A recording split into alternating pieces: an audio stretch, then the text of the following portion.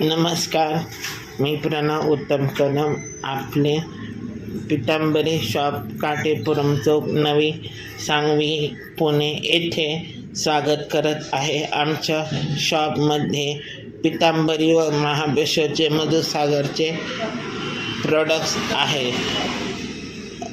उत्पादनावर 10% सूट आहे.